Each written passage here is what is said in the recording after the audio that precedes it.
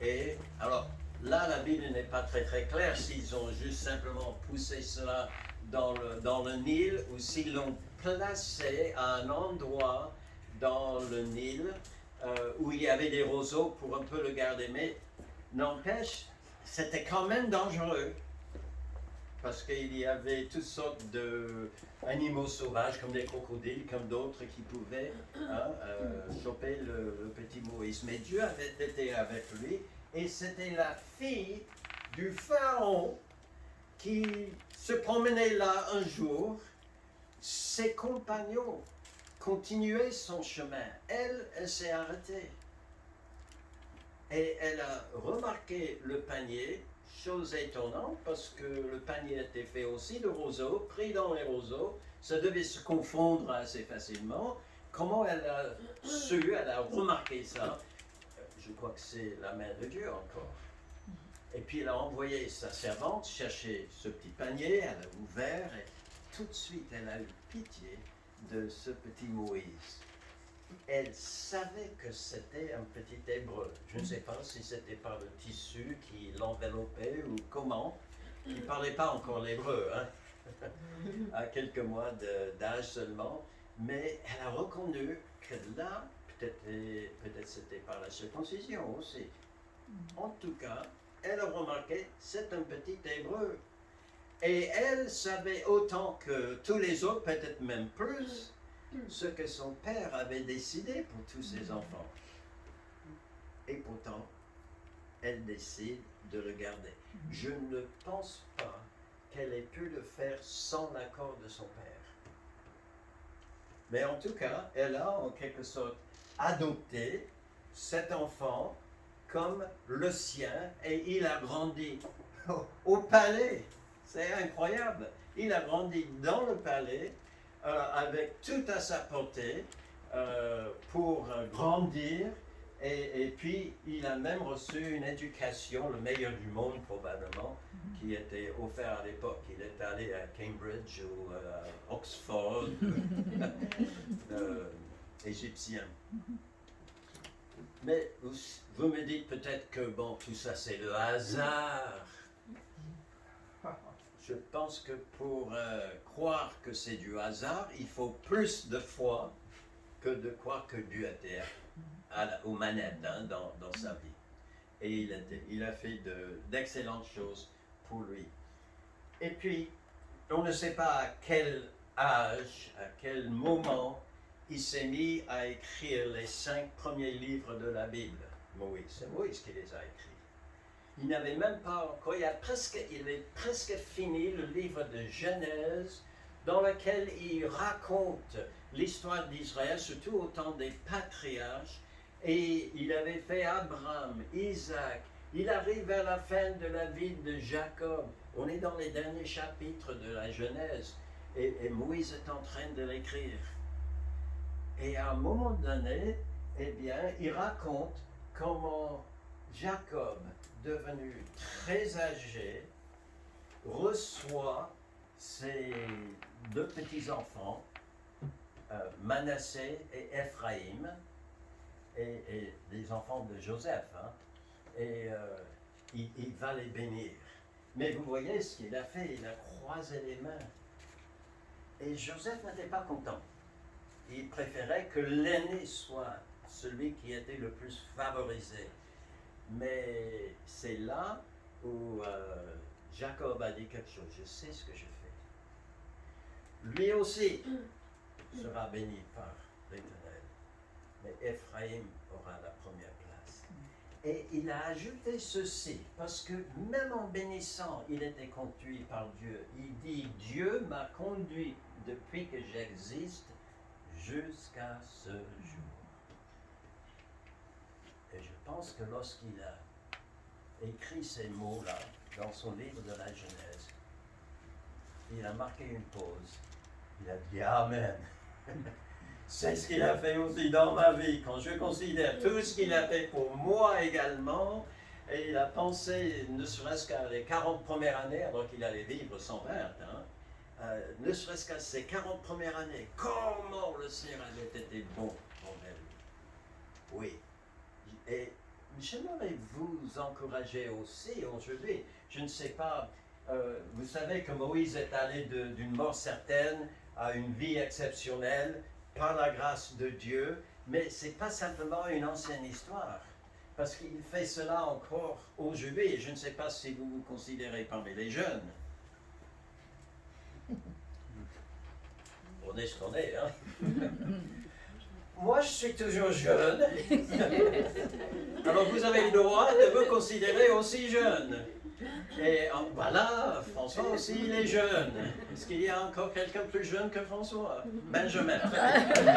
On a plein de jeunes ici ce matin. Mais ce que j'ai pensé au début simplement pour les jeunes n'est pas réservé aux jeunes. Mais dans la jeunesse, on se pose beaucoup de questions et j'aimerais... Et on cherche la voie hein, dans la vie, comment le Seigneur va me conduire. Mais vous savez, Dieu n'est pas à son premier essai avec vous. Il n'est pas un novice dans cette affaire de conduire les vies pour sa gloire. Il est vraiment un maître dans l'organisation des expériences de la vie pour préparer des hommes et des femmes pour faire sa volonté, pour que tout s'accomplisse. Et alors, puisque c'est le cas, faites-lui confiance, mes amis. Faites-lui confiance. J'ai pensé surtout aux jeunes en disant cela, mais est-ce réservé aux jeunes de faire confiance à Dieu? Non. À tous les âges, tout moment, nous devons lui faire confiance. Cherchez sa face. Vous vous posez des questions par rapport à votre avenir? Pour certains d'entre nous qui sont moins jeunes que les autres, mais jeunes quand même, hein, François, nous pensons peut-être à nos enfants, nos petits-enfants. Et c'est intéressant de voir comment les enfants, les petits-enfants viennent vers papa ou papy, maman, mamie, pour du conseil. Et faites-lui confiance.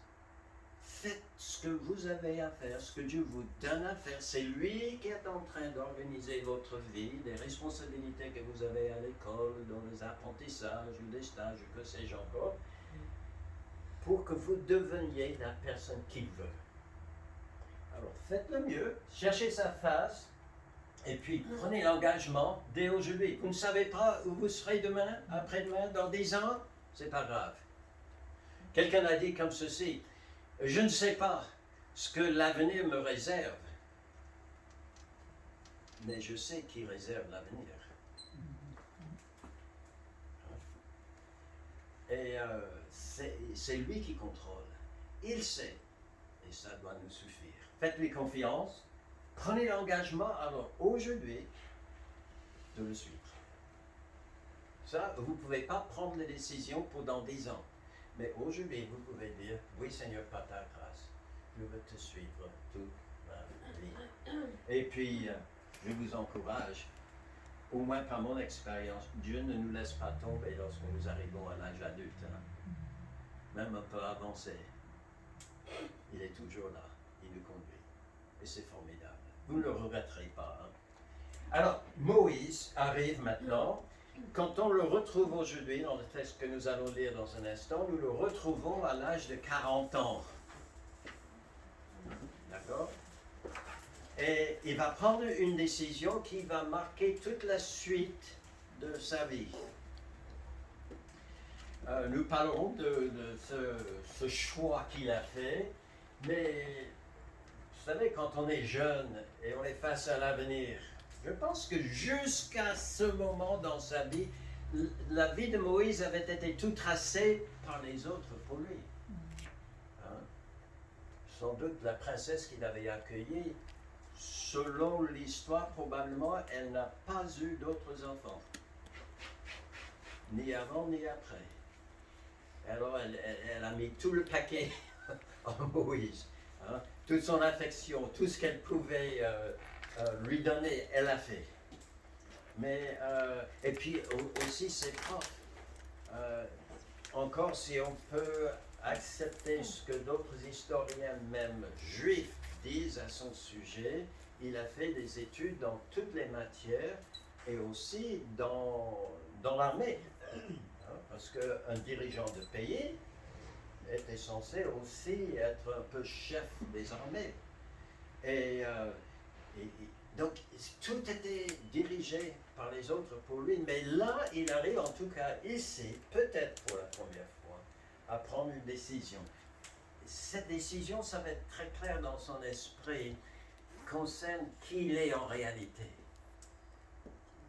J'étais élevé comme le fils de la fille de Pharaon. Mais le suis-je vraiment? Qu'est-ce que je veux faire dans ma vie? Quelles sont mes propres ambitions? Ce sont des questions que les jeunes posent, non? Mais seulement les jeunes? Non. Ah non? C'est les moins jeunes aussi qui les posent. Moi, j'avais pensé avoir terminé avec toutes ces questions. Et puis, je suis arrivé à l'âge de la retraite et tout d'un coup, qu'est-ce que je fais maintenant? Je reviens aux mêmes questions. Et donc, à tout moment de la vie, et pas seulement moi, je vois qu'il y a des personnes aujourd'hui, des adultes, qui sont en âge toujours de travailler, etc. Mais la situation économique étant ce qu'elle est, et aussi sanitaire, a fait que beaucoup de personnes n'ont pas eu de travail pendant des mois et des mois et des mois, et certaines se sont retrouvées face à ces questions et se sont demandé qu'est-ce que je fais maintenant? Est-ce que je ne ferais pas mieux de changer d'orientation? Alors, ce sont des questions qui peuvent toucher tout le monde. Alors, une question qui m'est venue à l'esprit, c'est pourquoi il s'est posé la question du tout. Pourquoi? Parce que comment se fait-il qu'il aurait voulu changer de voie quand il avait un avenir si prometteur devant lui? Et d'ailleurs, voyant le statut qu'il avait, il aurait sans doute pu, et en fait les études qu'il avait faites aussi, c'était un jeune homme super capable, il aurait pu choisir, et qui aurait pu lui dire non? Peut-être une ou deux personnes seulement dans tout l'empire égyptien. Mais alors, si tout semblait être tracé pour lui, la gloire, etc., pourquoi a-t-il voulu changer? Ah ben, nous allons regarder dans la Bible. C'est là où nous allons maintenant ouvrir la Bible, aux mêmes trois textes que nous avons lus la dernière fois. Premier texte dans Exode, chapitre 2. Je les mettrai ici également. Vous pouvez regarder dans votre Bible si vous préférez. Après, nous regarderons aussi dans Actes, chapitre 7. Souvenons-nous que c'est le témoignage d'Étienne avant son martyre. Et il raconte l'histoire d'Israël, y compris l'histoire de Moïse. Et puis le troisième texte sera dans l'Épître aux Hébreux, chapitre 11, et c'est là où nous passons le plus de notre temps. Mais lisons ces versets ensemble. Alors, en ce temps-là, Moïse devenu grand se rendit vers ses frères. Il fut témoin de leurs pénibles travaux. Il vit un Égyptien qui frappait un Hébreu d'entre ses frères. Il regarda de côté et d'autre, et voyant qu'il n'y avait personne, il tua l'Égyptien et le cacha dans le sable. Il sortit le jour suivant, et voici deux Hébreux se querellaient. Il dit à celui qui avait tort, « Pourquoi frappes-tu ton prochain ?» Et cet homme répondit, « Qui t'a établi chef et juge sur nous? Penses-tu me tuer comme tu as tué l'Égyptien ?» Et Moïse eut peur, dit la Bible. Et il dit certainement, la chose est connue. Et effectivement, il avait raison. Parce que le Pharaon a appris ce qui s'était passé et il cherchait à faire mourir Moïse. C'est pourquoi je dis que probablement c'était avec l'accord du Pharaon et en pleine connaissance que c'était un petit Hébreu qu'il a permis à sa fille d'élever un enfant, elle qui apparemment ne pouvait pas en avoir elle-même. Parce que là, il est prêt. Quand bien même c'est en quelque sorte son dauphin, c'est en tout cas comme son petit-fils. Hein? Il est prêt à le sacrifier. Il a tué un Égyptien. Mais Moïse s'enfuit de devant Pharaon, il se retira dans le pays de Madian, où il s'arrêta près d'un puits. Alors vous voyez maintenant un peu les circonstances qui ont fait qu'il était face à une décision capitale. Nous retournons maintenant dans Actes chapitre 7, témoignage de Étienne, qui dit également qu'il avait, Moïse, 40 ans lorsqu'il eut à cœur de se rendre auprès de ses frères, les fils d'Israël. Il en vit un qu'on outrageait, et prenant sa défense, il vengea celui qui était maltraité et frappa l'Égyptien. Il pensait que ses frères comprendraient que Dieu leur accordait la délivrance par sa main, mais ils ne le comprirent pas. Et le jour suivant, il parut au milieu d'eux alors qu'ils se battaient, et il les exhorta à la paix. Hommes, dit-il, vous êtes frères, pourquoi vous maltraitez-vous l'un l'autre? Mais celui qui maltraitait son prochain le repoussa en disant, qui t'a établi chef et juge sur nous? Veux-tu me tuer comme tu as tué hier l'Égyptien? Et à cette parole, Moïse prit la fuite, il alla séjourner dans le pays de Madian, où il engendra 2 fils. Un détail qu'on n'avait pas dans Exode, mais on sait que par ailleurs, oui, il avait effectivement 2 fils. Nous verrons ça la prochaine fois, si Dieu le veut. Dernier texte, dans Hébreux chapitre 11, 24 à 27, c'est par la foi que Moïse, devenu grand, c'est important ici, ce devenu grand, parce que ce n'est pas un petit gamin, un petit adolescent qui pense qu'il peut tout faire. Peut-être vous vous souvenez de comment vous étiez quand vous étiez jeune, mais ce n'était pas quelqu'un non plus qui allait prendre une décision un peu à la va-vite, sans réfléchir. Non, c'est un homme mûr, il est grand, et il refusa d'être appelé le fils de la fille de Pharaon. Il préféra être maltraité avec le peuple de Dieu plutôt que d'avoir pour un temps la jouissance du péché. Il regarda l'opprobre de Christ comme une richesse plus grande que les trésors d'Égypte, car il avait les yeux fixés sur la rémunération. Les 2 autres textes, Exode et Hébreux, racontent les faits historiques. Ce texte-ci nous permet d'aller dans le cœur de Moïse et voir un peu ses motivations. Et c'est cela que j'aimerais voir avec vous aujourd'hui. Quelle était cette nouvelle voie qu'il allait prendre? Eh bien, il voulait libérer ses frères de leur servitude en s'identifiant avec eux. Et pourquoi voulait-il faire ça? Eh bien, sa motivation, nous l'avons lu dans Hébreux chapitre 11, c'est par la foi que Moïse, devenu grand.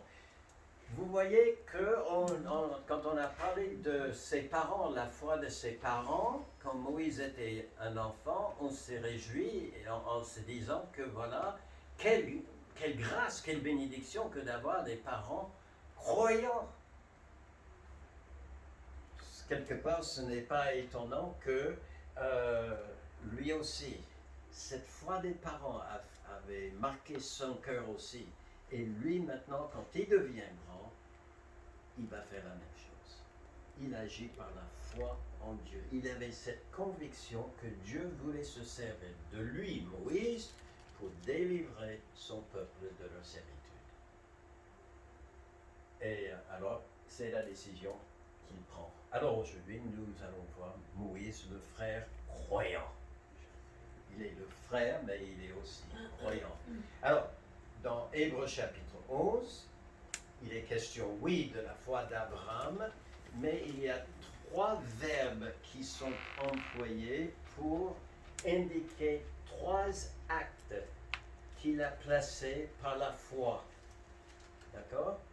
Si vous avez votre Bible ouverte, vous verrez qu'il refusa, c'est par la foi que Moïse refusa d'être appelé le fils de la fille de Pharaon. Il préféra. Et puis la dernier verbe, il regarda. Alors, je vais suivre donc l'ordre de ces actes qu'il a placés, tel que c'est donné dans Hébreux chapitre 11, pour un peu conduire nos réflexions ce matin. Moïse, il refusa par la foi. Alors, refuser, c'est quoi? Ben, refuser, c'est de renoncer à quelque chose. Tu refuses. Tu renonces, tu le rejettes. Tu ne veux pas l'admettre et l'accepter. Ce sont des synonymes là. Tu refuses quelque chose. C'est ce qu'il a fait. Il refusait d'être appelé le fils de la fille de Pharaon. Bon, nous connaissons l'histoire tellement importante que ça ne nous touche presque pas aujourd'hui. On dit, ouais, d'accord, très bien, c'est de l'histoire, tout ça. Et on est loin d'imaginer la grandeur, l'énormité de sa décision.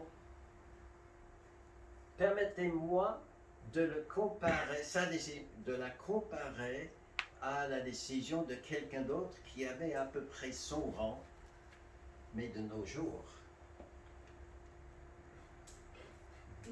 Vous vous souvenez de ce que les Britanniques ont appelé le Mexit pour Meghan et exit, sortie, parce qu'ils supposaient que Harry, son mari, vraiment le prince, qui ne l'aurait pas fait tout seul, c'était ensemble. En tout cas, quoi qu'il en soit, il renonce à ses privilèges et ses responsabilités de prince et carrément il quitte le pays.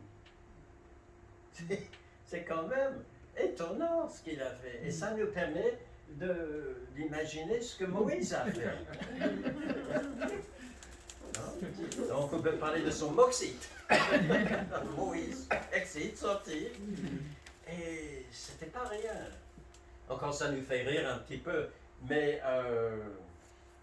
nous n'avons jamais goûté à toutes les jouissances, tous les plaisirs, toute la vie de la haute société qu'il avait connue, et toute l'estime de tout le monde autour de lui.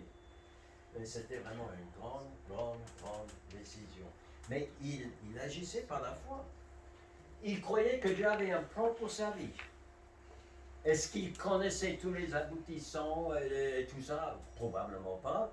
Mais il avait cette conviction. Et puisque Dieu a un plan pour ma vie, il a compris que dans ce plan, il fallait qu'il s'identifie avec son vrai peuple. Mais pour s'identifier pleinement avec eux, il fallait rompre avec, il fallait refuser d'être appelé à partir de ce jour le fils de la fille du Pharaon.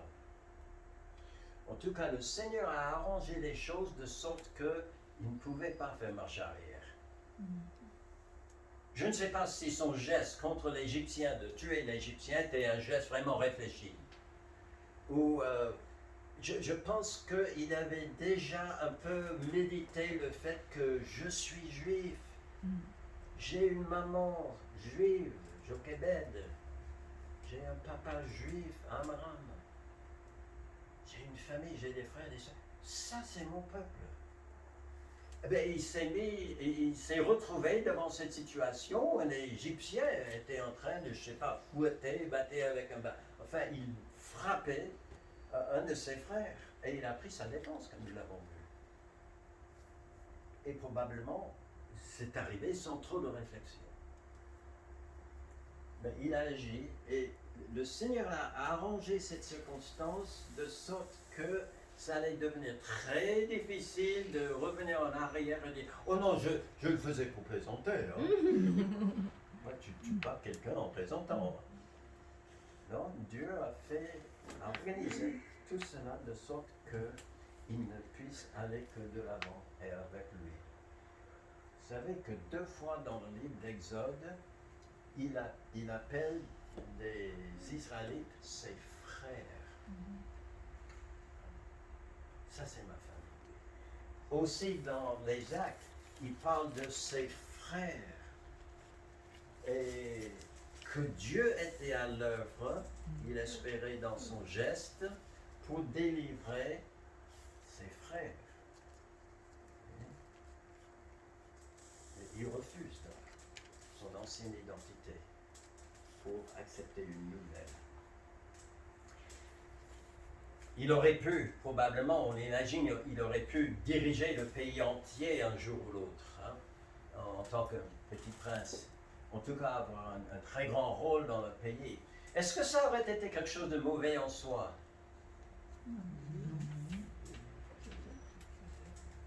J'ai entendu ce matin, je pense en venant ici, dans la voiture, que quelqu'un dit « Oh, les politiques, hein! comme si c'est presque automatique, politique veut dire, est synonyme de corrompu. Non, pas forcément. Et qui met les autorités en place? Dieu. C'est Dieu. Aujourd'hui comme hier, c'est lui qui le fait. Je sais, j'ai mon pied dessus. Hein. Je fais peur à François, là, il voit mon pied sur il me voit déjà tomber sur le premier rang. Mais c'est exactement ce que Dieu avait demandé à Joseph, n'est-ce pas? Alors, il y avait quand même une différence. Pour Joseph, il avait commencé comme un esclave. Et pendant plusieurs années, un esclave, même en prison. Mais il termine dans un palais. Alors que c'est tout le contraire pour Moïse. Moïse, il a commencé dans le palais et il se termine en s'identifiant avec des esclaves. Joseph, au début, on voulait le tuer. Hein. Ses frères déjà, avant qu'il y aille. Et puis, la femme de Potiphar l'a accusé aussi. Bon, il a été mis en prison. Mais à la fin, il était acclamé sur l'ordre du pharaon. Quand tout le monde passait dans les rues, quand il devait passer dans les rues, les gens devaient se mettre à plat ventre devant lui. Alors que pour Moïse, on l'acclamait plutôt au début, hein? Et puis c'est à la fin que le pharaon cherche à le tuer. Il y a aussi le fait que, voilà, Joseph, donc il fait son petit chemin. Il n'est pas en contrôle de grandes choses non plus, hein, Joseph. Il fait ce qu'on lui demande de faire. C'est Dieu qui conduit tous les événements. Et il chemine par la grâce de Dieu du déshonneur à la gloire en dirigeant l'Égypte. Alors que Moïse, il chemine de la gloire au déshonneur et il n'a jamais dirigé l'Égypte. Donc, si on croit à l'historien Joseph, ce qu'il a dit, il y avait un moment où il était un peu un général dans l'armée. Il a conduit une armée égyptienne. Mais c'est tout.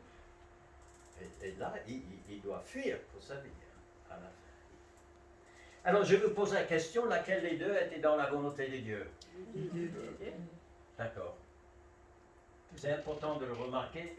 Dieu conduit les deux, mais d'une façon personnelle, individuelle, pour accomplir son plan, pour sa gloire. Vous savez, il ne faut pas se regarder trop les uns les autres quand vous êtes en train de réfléchir sur qu'est-ce que Dieu veut faire de ma vie. Hein? Peut-être ce qu'il a pour l'un n'est pas pour l'autre. Et ça va être peut-être même le contraire de l'autre. Qui sait? Mais mettez-vous face à l'Éternel et acceptez, suivre son plan, ses directions, comment il conduit votre vie. Alors aujourd'hui, c'est vrai, notre condition, notre situation n'est pas la même que pour Moïse. Nous ne quittons pas notre place en Égypte pour cheminer avec nos frères vers la terre promise. Moïse, il a fait ça. Alors, si vous pensez je vais être le prochain Moïse, je serai en tout cas pas pour faire ça. Qu'est-ce que Dieu est en train de faire aujourd'hui? Il est en train de travailler dans l'Église. Et il nous appelle à quitter notre affection, notre amitié avec le monde, entre guillemets, et à cheminer vers les frères et les sœurs de l'Église, vers notre patrie céleste. Est-ce que Jésus-Christ n'a pas dit « Je bâtirai mon Église ». Alors voilà le travail qu'il a aujourd'hui.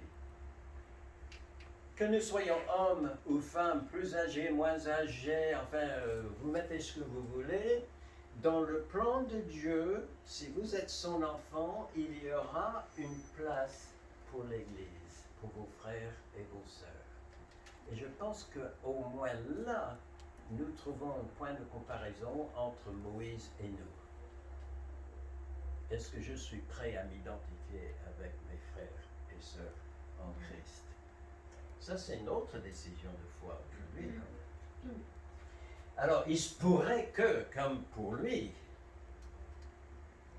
que pour nous aussi, pour aller avec les uns, les frères, les sœurs de l'Église, vous deviez d'abord rompre avec certaines personnes dans votre entourage. Ça arrive, pas toujours. Mais des fois, il y a un choix à faire, et ce n'est pas toujours évident. Alors, avec qui allez-vous choisir de faire votre vie? Hein? Je vous laisse, juste la question, vous laisse tourner un petit peu dans votre esprit, à chacun de trouver sa réponse. Ça, en tout cas, c'était le premier acte de foi de Moïse. Il refusa. À partir de aujourd'hui, je ne suis plus le fils de la fille de Pharaon. Je m'identifie avec le peuple de Dieu. Maintenant, par la foi, il est dit aussi, il préféra. D'accord? Alors le mot préférer signifie un choix. Hein? Tu as des options et tu dois choisir entre elles. Et pour lui, il y avait deux choses. D'ailleurs, dans Hébreux 11, 25, le choix est clairement dit. Hein? Il préféra être maltraité avec le peuple de Dieu plutôt que d'avoir pour un temps la jouissance du péché. Alors, on est en train de parler ici, le choix était par rapport à sa qualité de vie. Il avait déjà pris la décision de rompre avec les uns et de s'identifier avec les autres. Mais en le faisant, il renonçait aussi à la qualité de vie qu'il avait avant. Et il devait assumer la nouvelle qualité de vie. Et vous voyez ce que c'est dans chaque cas. Alors, moi, face à un verset comme ça, face à un choix entre la maltraitance d'un côté et la jouissance de l'autre, je crois que le choix serait vite fait. Hein? Et pour qu'il n'y ait pas de doute dans votre esprit, si vous choisissez la même chose que moi, normalement, qui ne choisit pas le bonheur, n'est-ce pas? Si je dois souffrir d'un côté, et on me le dit à l'avance, hein, il y aura souffrance ou il y aura jouissance. Richard, tu prends lequel? C'est pas le même choix. Mais des fois, le premier choix refusé implique le deuxième. Et c'est ce que Moïse, il a choisi. Vous savez, il y a certains chrétiens qui pensent que, en tant que chrétien, quand même, quand on décide, on choisit Dieu. Ça y est, on a choisi notre camp. Et puisqu'on a choisi Dieu, il doit me bénir, non? Il doit tout arranger pour ma vie, non? Ça doit être tout plat, tout le temps. Vie en rose, enfin, bénédiction sur bénédiction. Est-ce que Dieu n'a pas promis richesse à ses enfants? En tout cas, les moyens pour satisfaire à leurs besoins. Vous n'êtes pas obligé de répondre à haute voix. Hein? Est-ce qu'il n'a pas promis à ses enfants santé? Bon, il y a des chrétiens qui le pensent. Hein? Et si jamais par malheur, vous ne l'avez pas cherché, mais vous chopez par contact avec quelqu'un d'autre, une maladie ou une autre, ben Dieu va vous guérir. Ça c'est clair. Amour. Ah oui, trouver l'âme sœur dans la vie, cheminer avec... Benjamin même, il réagit là. Est-ce qu'on peut mettre aussi réussite professionnelle? Ah, on peut continuer comme ça. C'est-à-dire que, est-ce que Dieu n'a pas promis, en quelque sorte, que nous habitions tous à la même adresse? Au moins la même rue de la prospérité. C'est pas comme ça? Il y en a qui le pensent, mais je vous demande de penser à ce que Jésus a enseigné et dit.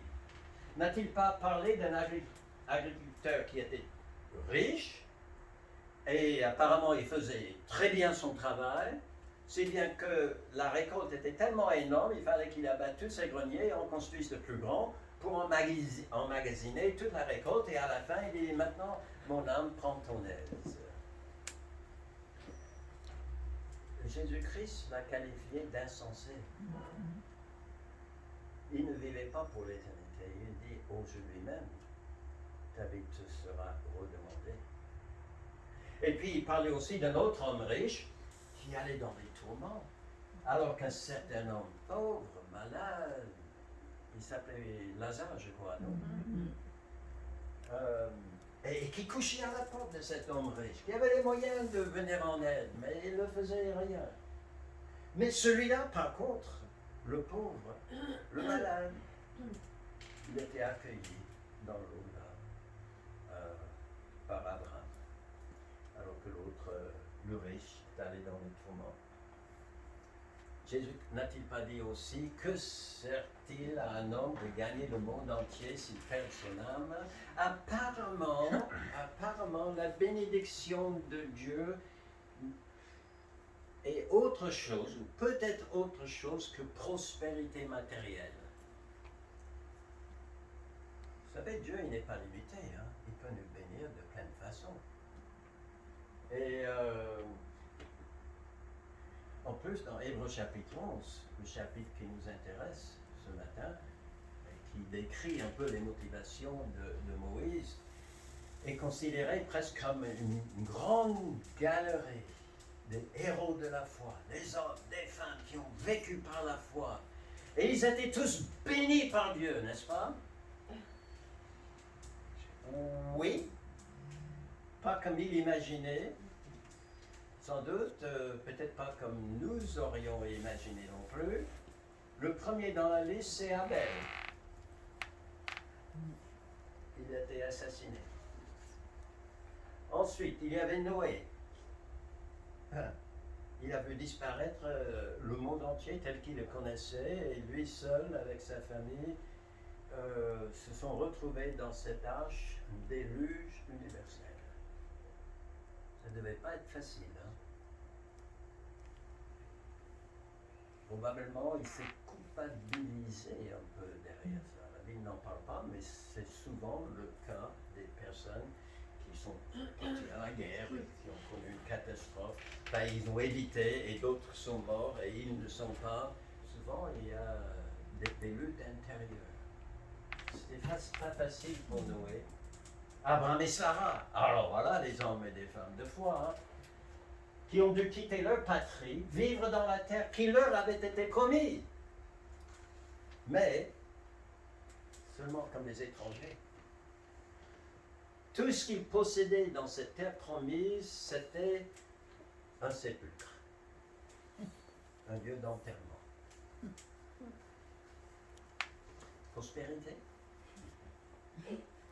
Et pourtant, on lit dans ce chapitre, c'est dans la foi qu'ils sont tous morts, sans avoir obtenu, sans avoir obtenu, sans avoir obtenu. Puis si nous continuons la lecture de ce chapitre, nous arrivons vers la fin, et là il parle d'autres qui avaient été livrés aux lions, qui avaient été sciés en deux, qui avaient été toutes sortes d'atrocités, et puis encore d'autres qui furent livrés au tourment et n'acceptèrent point la délivrance, afin d'obtenir une meilleure résurrection. D'autres subirent les moqueries, le fouet, les chaînes, la prison. Ils furent lapidés, sciés, torturés, ils moururent, tués par l'épée. Ils allèrent çà et là, vêtus de peau de brebis et peau de chèvre, dénués de tout, persécutés, maltraités, eux dont le monde n'était pas digne, errant dans les déserts et les montagnes, dans les cavernes et les antres de la terre, tous ceux-là, à la fois desquels il était rendu témoignage, c'est-à-dire qu'il n'y a aucun doute que ces personnes-là avaient de la foi. Le témoignage de leur foi est clair, établi. Et pourtant, ils n'ont pas, deuxième fois dans ce chapitre où il est dit, ils n'ont pas obtenu ce qui leur était promis. Comme on a entendu ce matin, Dieu a son timing, hein? Et son horloge ne tourne pas peut-être comme la nôtre. Mais comme j'aime bien dire et penser pour moi-même, eh bien, ouais, Dieu prend son temps, mais il n'est jamais en retard. Vous pouvez compter sur lui. Mais eux, le timing de la pleine bénédiction de Dieu n'était pas même pendant leur vivant sur la terre. C'était pendant leur vivant après. Et nous le verrons pour Moïse tout à l'heure. Alors, rue de la prospérité. Oui, en quelque sorte. Oui, en quelque sorte, parce qu'ils avaient trouvé des valeurs éternelles qui valaient beaucoup plus. Et c'est là où était Moïse, un choix entre deux options. Jouissance avec les Égyptiens, oui, mais c'est des jouissances de péché. On veut m'entraîner à faire des choses que Dieu ne veut pas que je fasse. Ouais, on va faire la fête et tout ça, ouais. Comparé à la maltraitance. Mais derrière cette maltraitance, il y avait quelque chose de bien meilleur.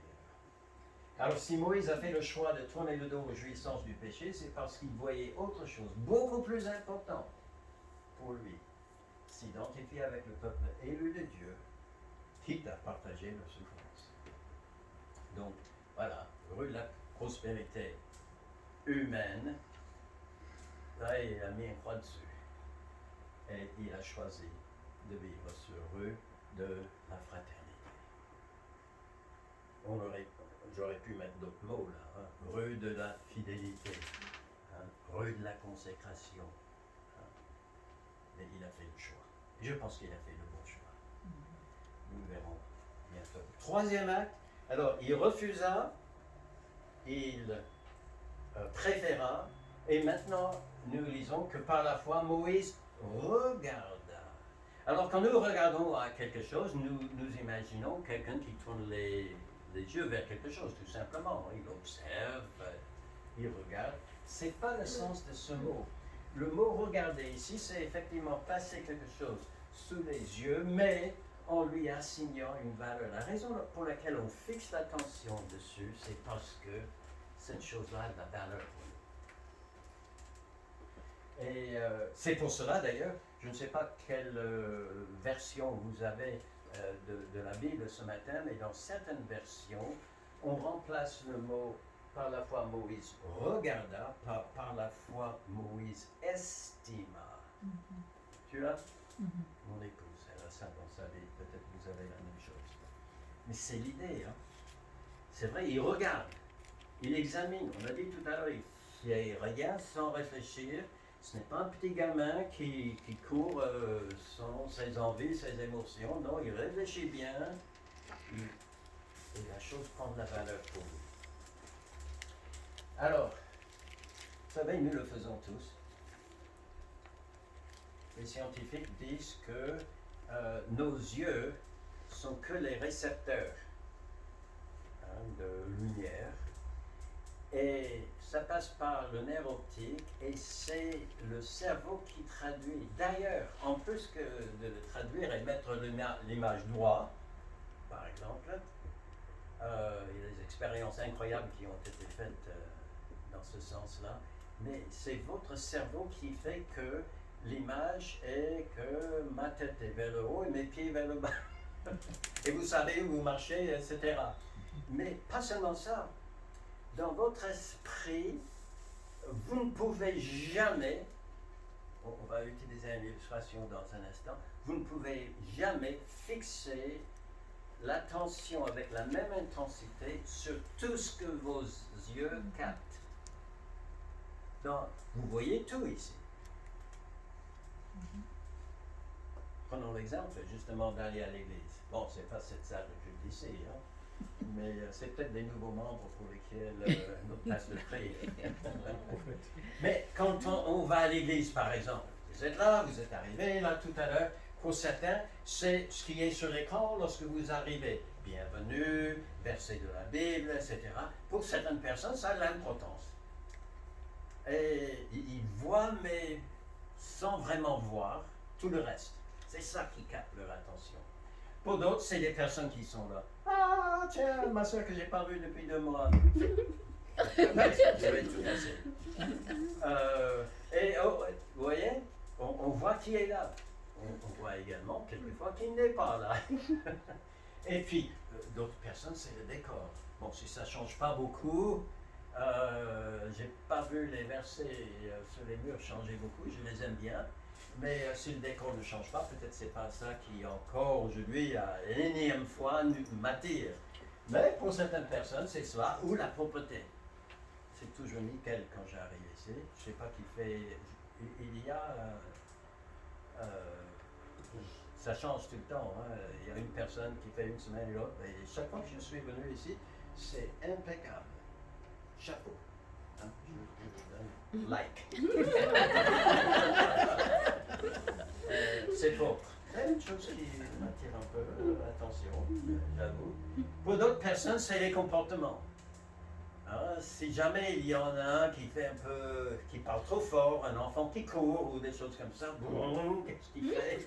Et pourquoi les parents ne... Vous savez ce que c'est, hein?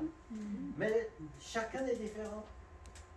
On voit tout, mais on fixe notre attention sur des choses qui ont, pour une raison ou une autre, des fois on a du mal à l'expliquer, plus d'importance pour nous. Alors, qu'est-ce qui avait de la valeur? Qu'est-ce qui était important pour Moïse? Et encore, la Bible nous le dit, hein? Il regarda quoi? L'opprobre de Christ comme une richesse plus grande que les trésors de l'Égypte, car il avait les yeux fixés sur la rémunération. Oui, l'opprobre de Christ, ça c'est le côté, c'est comme les blagues, hein? Vous voulez la bonne ou la mauvaise nouvelle? Hein? Alors la mauvaise nouvelle, c'est qu'il y aura opprobre de Christ, Moïse. La bonne nouvelle, c'est qu'à la fin, il y aura une rémunération. Vous l'acceptez. Et alors c'est ça qu'il estimait, cette opprobre de Christ. Et ça l'attirait le regard à cause de cette rémunération qui devait venir. C'est comme s'il se disait, m'attacher à la l'opprobre de Christ me rapportera dans l'éternité bien plus que tous les trésors de l'Égypte. Alors, je vais me fixer, je vais m'affectionner, un mot que l'apôtre Paul utilise dans l'Épître aux Romains. Affectionnez-vous aux choses qui sont en haut, il dit aux Colossiens, aux choses aussi et non pas sur la terre. Hein? Et c'est le choix qu'il avait fait là. Alors, qu'est-ce que l'opprobre? C'est un mot qu'on n'utilise pas très souvent. Le mot opprobre signifie une réprobation publique qui fait honte. Alors, ça c'est un peu comme le dictionnaire. On emploie un autre mot qu'on ne connaît pas trop bien pour expliquer la première. Alors, une réprobation est une critique, une blâme. On va te critiquer, on va te couper devant les autres, hein, en public. Et comment tu réagis quand ça se fait? On a différentes réactions, mais souvent, on a un peu honte. Hein? Et c'est ça l'opprobre. Pour vous aider à comprendre, vous pouvez penser à l'apôtre Pierre. Vous vous souvenez que Jésus-Christ, il vient d'être arrêté, il est amené devant le Sanhédrin, etc. Et pendant la nuit, il y a Jean et Pierre qui suivent un peu loin. Ils arrivent à entrer dans la cour du souverain sacrificateur, et là, on prend Pierre à part. Et on dit, ah, toi aussi, tu es un de ceux-là. Ah non, vous faites erreur. Opprobre. Et 3 fois. Et à cause de l'opprobre, eh bien, il arrive à nier son sauveur. Heureusement, il est revenu sur cela après. Ça lui a fait beaucoup de mal. Hein? L'opprobre. Alors, l'opprobre pour Moïse en Égypte, c'était tout autre chose. Et il savait ce que c'était l'opprobre des Juifs en Égypte, parce qu'il le voyait tous les jours. Et le jour où il est intervenu contre l'Égyptien était en train de faire quoi? Battre. Peut-être il aurait battu à mort si Moïse n'était pas intervenu. Mais en tout cas, il savait ce qu'il attendait. Hein. Et il n'avait pas tort. Dès que le pharaon l'a appris, il y avait un arrêt qui était signalé. Pour l'arrêter, il faut le mettre en mort. Il savait. Mais la Bible parle d'accepter l'opprobre de Christ et d'estimer l'opprobre de Christ plus grand que tous les trésors de l'Égypte. Qu'est-ce que c'est l'opprobre de Christ? Parce qu'entre Moïse Et Jésus le Christ, il y a plus de 1000 ans, 1500 ans environ. Comment est-ce qu'il pouvait connaître l'autre œuvre de Christ? Le mot Christ signifie, le mot Christ, Christos, est un mot grec que l'on trouve souvent dans le Nouveau Testament. D'ailleurs, c'est dans le verset d'Hébreux chapitre 11. Le même mot existe aussi en hébreu, mais c'est un autre mot. La même signification, c'est le mot Messie. Le mot Messie signifie exactement la même chose dans les deux. C'est quelqu'un qui est oint, notamment par Dieu, pour accomplir quelque chose. Alors Dieu demandait aux Israélites de verser de l'huile dans l'Ancien Testament sur la tête de la personne qu'il avait, Dieu, choisie pour une mission particulière.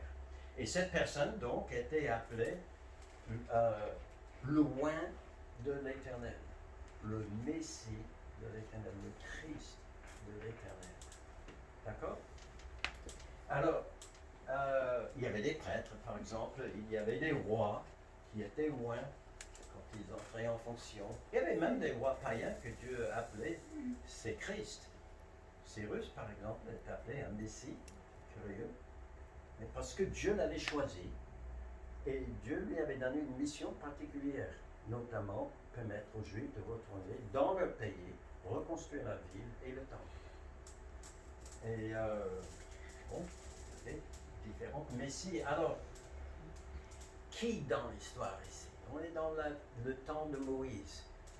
Qui Dieu avait-il choisi pour une mission particulière, pour son temps, pour qu'ils se disent, moi je dois accepter non pas seulement de m'attacher aux Juifs, mais d'accepter leur opprobre.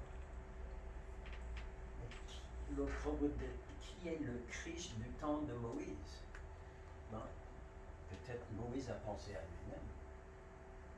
Pourquoi? Parce qu'il est dit dans Actes chapitre 7 qu'il pensait que ses frères comprendraient que Dieu leur accordait la délivrance par sa main. Il avait compris, Dieu va se servir de moi, il a sa main sur moi, il m'a choisi pour délivrer. Avait-il raison ou tort? Oui, il avait raison. Là où il avait tort, c'était sur le timing encore, et aussi la manière. Dieu n'avait pas demandé à Moïse de tuer l'Égyptien. Mais, en tout cas, il se considérait comme celui désigné par Dieu pour libérer le peuple. Donc, il aurait pu se dire, en tant que ce chef, ce nouveau chef du peuple élu de Dieu, je vais souffrir même peut-être plus qu'eux. Est-ce possible qu'il ait pensé quand même à Jésus-Christ? Je pense que oui. Pourquoi? Parce qu'il parle de Jésus qui devait venir après. Il n'aurait pas pu donner son nom Jésus, jamais est-ce qu'il met le nom Jésus dans ses textes. Mais déjà dans le livre de la Genèse, il parle de la postérité de la femme qui va venir un jour. Et en Deutéronome, un autre livre qu'il a lui-même écrit, Moïse, il dit l'Éternel, parlant à Israël, l'Éternel ton Dieu te suscitera du milieu de toi, d'entre tes frères, un prophète comme moi. Donc, quelle était vraiment l'amplitude de sa compréhension de tout cela, on ne le sait pas.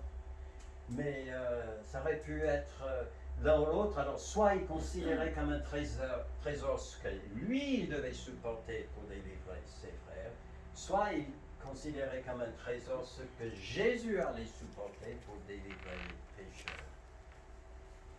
Et lui, il était le prophète qui annonçait le premier la venue de Jésus. Et c'était aussi, je n'ai pas le temps de développer, mais je pense que vous, dans votre réflexion, vous pouvez voir les parallèles entre la vie de Moïse et la vie de Jésus. Rejeté par ses frères, mais appelé à les délivrer de leur servitude. De toute façon, la servitude ou l'opprobre associé à Christ avait la plus haute valeur. Car si Jésus ne l'acceptait pas, Personne ne pouvait être sauvé, ni Moïse, ni les Israélites, ni vous, ni moi. Il fallait que Christ vienne. Et il avait un rôle dans tout ça. Le premier à l'annoncer, par sa vie, une illustration ouverte du ministère du Christ à venir. Et il a beaucoup souffert. Jésus a-t-il souffert? Oui, on était dans 2 Pierre tout à l'heure. Je vous montre un verset dans 1 Pierre.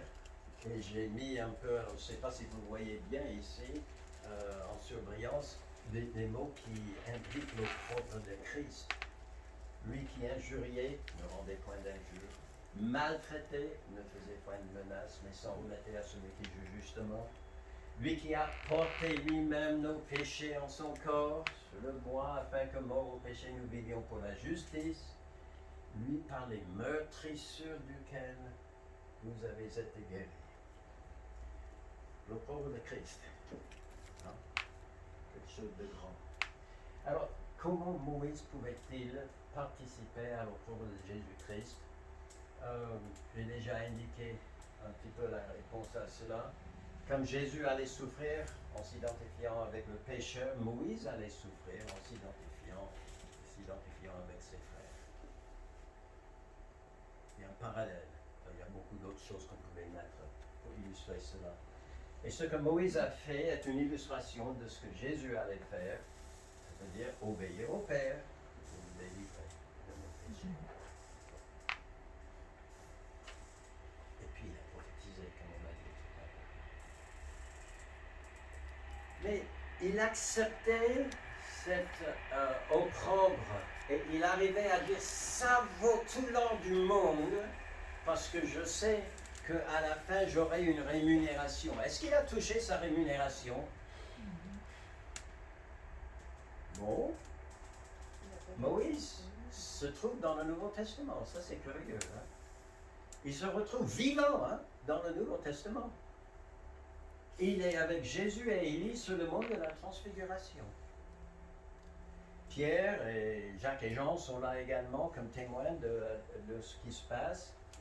Et voilà ce que Luc nous dit dans son récit de cette expérience sur le mont de la Transfiguration. Pendant qu'il priait, Jésus, l'aspect de son visage changea, son vêtement devint d'une éclatante blancheur.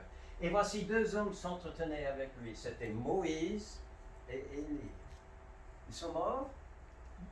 Non, mais Élie, on sait qu'il était amené au ciel sans mourir. Moïse est mort. Pour nous, pour les autres. Il était enterré. On ne sait pas où. Mais Jésus-Christ a dit à un moment donné, je ne suis pas le Dieu des morts, mais des vivants. Moïse était encore en vie. Mon père, il est déjà au ciel. Les 2 parents de Karine sont déjà au ciel. Ma mère a 96 ans dans 2-3 jours. Un jour, elle y sera aussi, à moins que Jésus ne vienne pas avant. Mais elle sera morte? Oui, pour nous, elle sera vivante auprès de Dieu. Et mais ce qui est intéressant, c'est non pas seulement qu'il se retrouve là, et Jésus a pu faire cette rencontre avec eux, mais ce qu'il faisait, eh bien, il parlait de son, il parle de Jésus, il parlait du départ de Jésus qu'il allait accomplir à Jérusalem. Alors, ce qui est intéressant dans cela, c'est que le mot départ en grec, c'est le mot exodus. Exode. Quand nous pensons à un exode, nous pensons à un exode au temps de Moïse. Mais Jésus allait accomplir aussi un exode. Moïse n'avait ni prophétisé ni travaillé en vain. Ceux qui l'ont suivi ont été délivrés de leur esclavage en Égypte, ça allait se faire dans la suite. Et il dirigeait l'attention au Messie à venir qui sauve de l'esclavage au péché. Par la foi, il a rompu avec son identité égyptienne. C'était son propre exode. Par la foi, il cherchait à délivrer ses frères de leur esclavage en Égypte. C'était de participer à leur exode de l'Égypte. Mais par la foi, Moïse voyait à l'avance l'œuvre accomplie de Jésus-Christ. C'est l'exode de tous les croyants. Et je crois que Moïse, il a compris un petit peu, peut-être au moins un petit peu de tout cela. Même nous, est-ce que nous comprenons tout ce que Dieu a fait pour nous? Pas du tout. Mais il a compris. Et il a dit, ça a plus de valeur que tous les trésors de l'Égypte, et je veux m'attacher à ce peuple-là que Dieu va sauver par sa grâce en Jésus-Christ. Alors je vous pose, pour ceux qui regardent la montre des gens, moi aussi je regarde un petit peu, je me dis, quel avantage avons-nous à rester attachés au monde?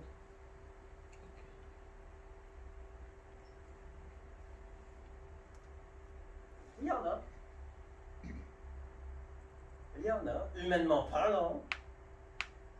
Si nous nous attachons aux valeurs de ce monde, ça va peut-être nous donner un certain rang dans la société, un certain confort de vie, etc. Pour un temps, la jouissance de pécher pour un temps. Mais à chacun de nous de choisir ce qui compte le plus. Et si nécessaire, changer d'orientation. Je pense que je prêche un petit peu à la galerie aujourd'hui parce que vous êtes là, vous avez l'habitude d'être là. Je commence à reconnaître quelques visages. Je n'ai pas encore saisi tous les prénoms et noms, mais ça va venir si Dieu le veut. Mais c'est des choix qui peuvent être faits et qui doivent être faits quasiment tous les jours. Il y a des choses qui arrivent. On a vu tout à l'heure dans 2 Pierre, dans la méditation au départ, qu'il y a des séductions des impies qui sont autour de nous, qui peuvent nous dire, oh, être chrétien, aller à l'église tout le temps, s'attacher à ce petit groupe de croyants là-bas, aller prêcher. On a bien mieux que ça. On a bien mieux. Au moins, vous n'aurez jamais besoin de vous inquiéter du pass sanitaire ici, vous n'êtes pas 50. Non, je plaisante. Mais le monde peut être très subtil des fois, en nous proposant des choses qui scintillent à nos yeux. Eh bien, apprenons-nous à placer nos regards sur Jésus-Christ, qui est déjà dans les lieux célestes, à notre héritage, qui est réservé là pour nous. Et suivons sa voie avec nos frères et nos sœurs en Christ. Notre Dieu, nous te bénissons ce matin de ta parole pour cet exemple de vie de Moïse qui nous surprend. Il a fait des choix dans sa vie absolument incroyables et c'est vrai, il devait pendant pas mal d'années, il avait encore 80 ans à vivre et dans l'éloignement comme un étranger et puis de connaître la moquerie, de connaître plein de difficultés, même de ses propres frères. Mais tu l'as béni. Et aujourd'hui, il est à tes côtés dans le paradis. Et nous savons que c'est aussi ce que tu réserves pour chacun qui met sa foi en toi. Et je te demande, Seigneur, pour ceux qui n'ont pas encore fait ce choix, ou peut-être qui doivent réaffirmer ce choix, que tu les aides à prendre la bonne décision pour toi. Au nom de Jésus.